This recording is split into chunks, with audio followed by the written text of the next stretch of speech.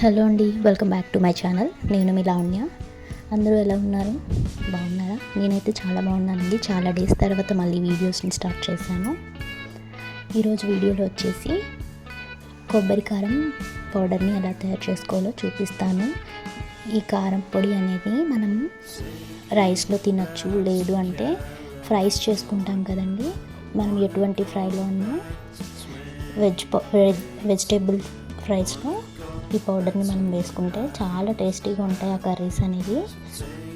ఒక ప్రాసెస్లోకి వెళ్ళిపోదాం. చూడండి, ఫస్ట్ ఎండు కొబ్బరి ఉంటుంది కదా, డ్రై కోకోనట్వి, అవి చిన్న చిన్న ముక్కలుగా కట్ చేసుకోవాలి. తర్వాత నేను 2.5 కొబ్బరి చిప్పలను అయితే తీసుకున్నాను. వాటిని చిన్న ముక్కలుగా కట్ చేసుకున్నా. వాటికి సరిపడా నువ్వుల్ని తీసుకొని, నువ్వులు లైట్గా అది ఫ్రై చేస్తున్నాను. అవి కొంచెం ఫ్రై అయిన తర్వాత అందులోనే జీరా అయితే వేసి డ్రై రోస్ట్ అనేది చేస్తున్నానండి. అవి కలర్ ఇలా చేంజ్ అయిన తర్వాత మనం వాటిని చల్లార్చుకోవాలి. ఈలోపు అవి చల్లారేలోపు మనం కోకోనట్వి ముక్కలు అయితే ఉన్నాయి కదా, వాటిని ఫస్ట్ మనం పౌడర్లా చేసేసుకొని పక్కన పెట్టుకుందాము. తర్వాత ఈ నువ్వులు జీలకర్రని కూడా పౌడర్ చేసేసుకుందాం.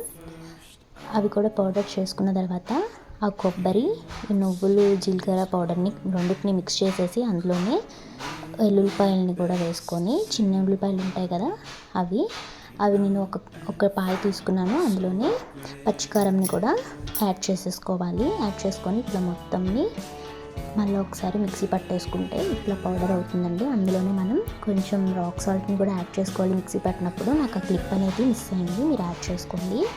అంతేనండి, చాలా టేస్టీగా ఉండే పౌడర్. ఈ పౌడర్ని చేసుకొని ఫ్రిడ్జ్లో పెట్టుకుంటే మనకి 15 days వరకు ఉంటుందండి. మార్నింగ్ లంచ్ బాక్సెస్లోకి హడావుడి లేకుండా సింపుల్గా అయిపోతాయి. నా వీడియో నచ్చితే లైక్ చేయండి.